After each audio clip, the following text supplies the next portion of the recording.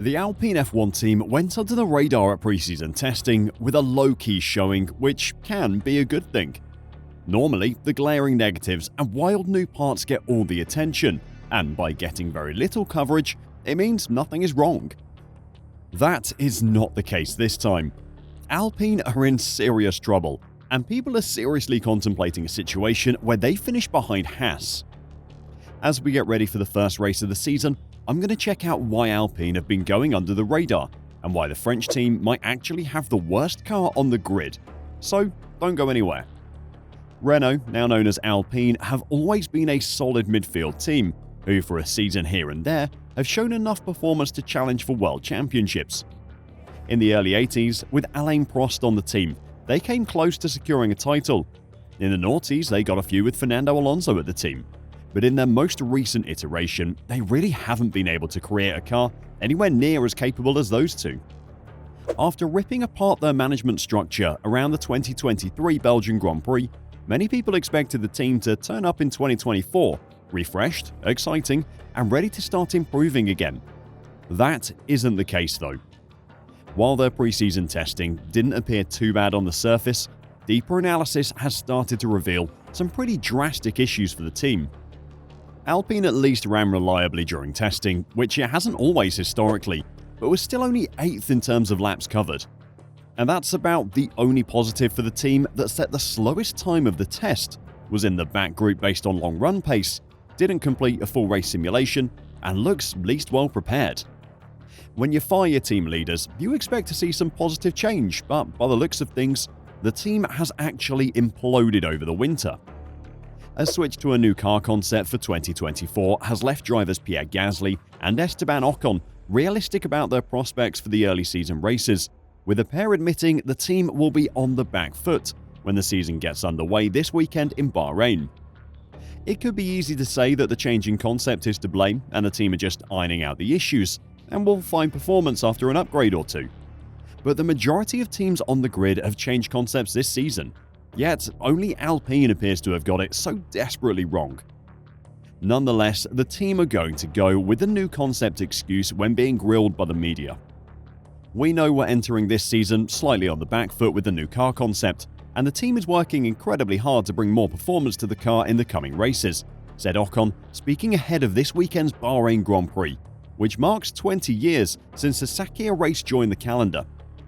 The test session in Bahrain was extremely valuable, and we learnt a lot about the new car and its characteristics.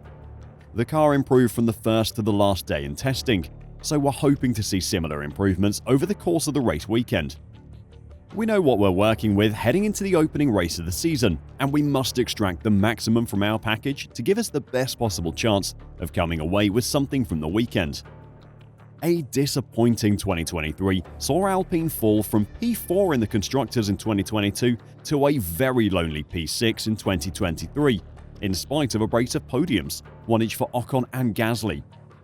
They were 160 points off 5th placed Aston Martin, who showed how you pull off a winter concept switch in style with a blistering start to the season.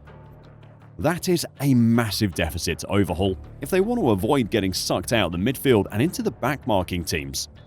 Ocon's teammate Gasly, who missed some track time on the final day of the preseason test in Bahrain after losing a wheel cover from his A524, agreed with Ocon's level-headed assessment, adding, "I expect it will take us some time to unlock the performance we want from the car, but that's no surprise given it's a new concept.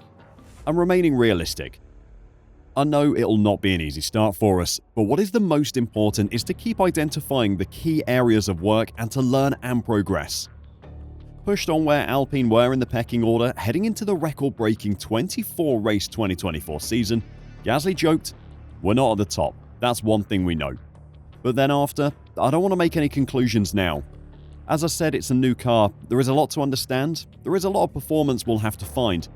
But right now to make a claim or any conclusion after this much running would not be fair." So why is it that everyone is bashing Alpine for having such a bad car?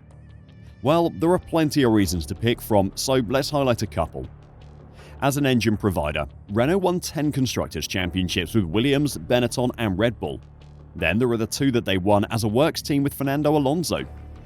Once upon a time, they could build a good engine, but that's not the case anymore. The Renault engine is universally accepted as the poorest of the four suppliers. There is an engine freeze in place at the moment, which means the performance of the engines cannot be improved, but the reliability can be. Sometimes improving the reliability can allow you to extract more performance from the engine by running it on higher settings more often, but that isn't always true. Throughout last season, Alpine had been begging the FIA to allow them to make performance improvements to their engine because it was so far behind Mercedes, Ferraris and Hondas, but they were denied. An FIA analysis of the performance levels of each power unit midway through 2023 indicated that Alpine's Renault engine was approximately 15 to 25 kilowatts or 20 to 33 horsepower down on its closely matched rivals. The power deficit meant that the team were the second slowest team through the speed traps in pre-season testing. That's an old issue that isn't resolved though. There are issues specific to this year as well. During the livery launch, people were underwhelmed by a car that was more carbon fiber than anything else. They were called out on it so much that midway through the Bahrain test, they actually painted the nose of their car. Though that may have been for the sponsors' benefits rather than the fans. If you're paying hundreds of thousands of dollars to have your name on the nose of an F1 car, you want it to be visible, not lost in a sea of black carbon fiber. The decision to ditch paint is always motivated by a weight problem, and looking at Alpine's almost black car, their problem is clearly very serious.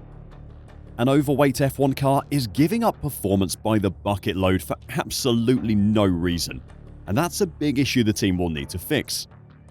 That at least is a relatively easy fix. Their cornering performance, on the other hand, is not so simple to resolve.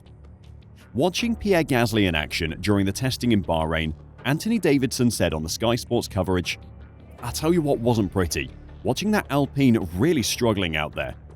He went wide at turn 4, plenty of understeers there, and then the car snapped on him a lot through turn 6, 7.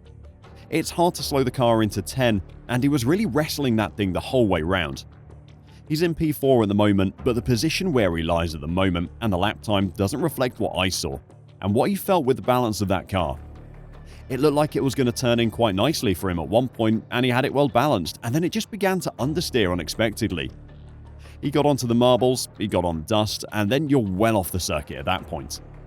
And then it squirmed in turns 6 and 7 because he had a lot of dust on the tyres to be fair, but still, it doesn't look like they've got the car quite dialed in yet. That was on day 2 of the test, but on day 3, the issues hadn't been resolved, with both drivers seriously struggling to control the car over an entire lap. At the moment, it all looks very gloomy for the team, but there are some positives. They certainly aren't deluding themselves about their performance levels. The team knows that they're not going to start the season competitively, which is a bitter pill to swallow, but one they've managed to get down. Alpine team principal Bruno Famin says that it's not early results that will define its campaign ahead. Instead, with Alpine's infamous 100 race plan having been abandoned, Famin says that what he wants to see above all else from the squad in 2024 is constant improvement. Our objective this year will be to generate the dynamic in improving the car and improving the team as well, he said. That is the team as a whole, and not only trackside. It is much more than giving a target in terms of final result or position in the championship or podiums. What I really need to see is this dynamic. The car is what it is right now. The important thing is to be able to develop it together with the team, with the factories at Viry and Enstone and trackside. Everybody pushing for improvement.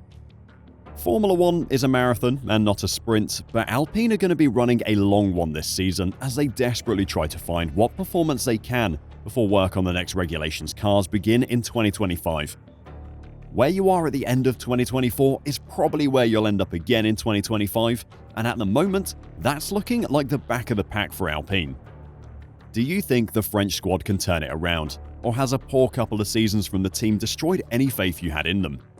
Let me know your thoughts in the comments down below, and until next time, drive safe and bye for now.